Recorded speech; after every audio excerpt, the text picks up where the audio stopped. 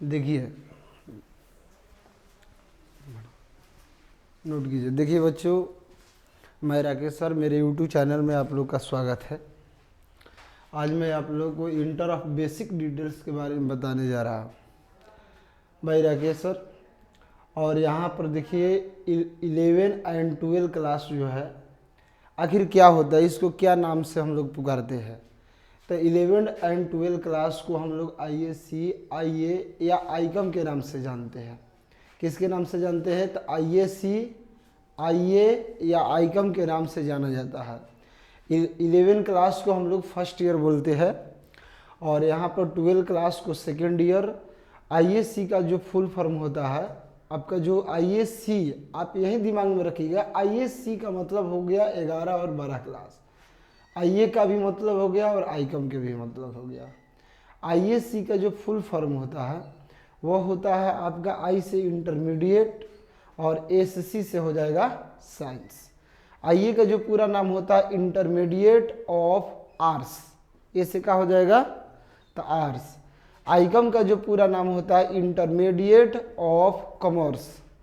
Total जो ये course होता है 2 ईयर का होता है, 2 साल के होता है। तो यहाँ पर समझने की बात है कि 11 और 12 क्लास को किस नाम से जाना जाता है? IAC, IA या आईकम के नाम से जाना जाता है। और 11 क्लास में जो बच्चे पढ़ते हैं वो अपने को फर्स्ट ईयर बोलते हैं और 12 में जो पढ़ते हैं वो अपने को सेकेंड ईयर बोलते हैं। और इस IAC, IA और आईकम का जो है पूरा फुल नाम होता है, IAC का मतलब साइंस हो गया, IA का मतलब आर्ट्स हो गया और आईकम का मतलब कॉमर्स हो गया। अब चलिए समझते हैं कि ये तीनों जो कोर्स होता है बच्चे 2 साल तक पढ़ते हैं। और IAC में जो सब्जेक्ट होता है, IAC के अंतर्गत जो सब्जेक्ट होता है वो मैथ होता है, फिजिक्स होता है, केमिस्ट्री होता है, इंग्लिश होता है, बायोलॉजी होता है और हिंदी होता है। बच्चे क्या करते हैं कि मैथ लेते हैं या बायोलॉजी एक्स्ट्रा में लेते हैं, या बायोलॉजी पढ़ते हैं तो मैथ एक्स्ट्रा में लेते हैं। मैथ को पढ़ना इसलिए ज़रूरी हो जाता है क्योंकि फिजिक्स और केमिस्ट्री बिना मैथ का नहीं चल पाता है, क्योंकि ये पूरे जाकर धीरे धीरे मैथ बन जाता है। इसमें पूरे कैलकुलस को पढ़ना पड़ता है। यदि आप मैथ नहीं पढ़ेंगे तो आपका फिजिक्स और केमिस्ट्री कमज़ोर हो जाता है, वीक हो जाता है, और IAC आपके बस की बात नहीं है। अगर बायोलॉजी भी आप पढ़ते हैं तो आपको साइड से एक्स्ट्रा में मैथ लेना पड़ता है, क्योंकि मैंने बता दिया कि फिजिक्स और केमिस्ट्री जो होते हैं इसमें ज़्यादा तक बेसिक मैथ होता है, न्यूमेरिकल्स होते हैं। वो सारे न्यूमेरिकल्स जो होते हैं उसका फंडामेंटल मैथ होता है। मैथ के बिना यह दोनों सब्जेक्ट नहीं चल सकता, इसीलिए मैथ जो है बायोलॉजी या प्रॉपर मैथ लेने के लिए बहुत कंपलसरी होता है IAC में। और IA का जो कोर्स होता है तो IA के अंतर्गत हिस्ट्री आता है, इतिहास, ज्योग्राफी आता है, भूगोल, इकोनॉमिक्स और शास्त्र, सिविक्स, राजनीतिक शास्त्र, और हिंदी आता है, इंग्लिश आता है, ये सारे सब्जेक्ट आते हैं। यानी इसमें से मैथ कट जाता है, आपका फिजिक्स केमिस्ट्री नहीं रहता। और आईकम यानी कॉमर्स का जो होता है अकाउंटेंसी होता है, बिजनेस स्टडी जो होता है, इकोनॉमिक्स होता है, इंग्लिश होता है, इसमें भी मैथ होता है। क्योंकि जो है ये भी जो है कॉमर्स में इकोनॉमिक्स होता है, हमारे देश की अर्थव्यवस्था से लेकर पूरे कंप्यूटराइज सिस्टम के बारे में पढ़ा जाता है, ज़्यादातर इंग्लिश मीडियम में भी रहता है। यही हमारा 11 एंड 12 का कोर्स है।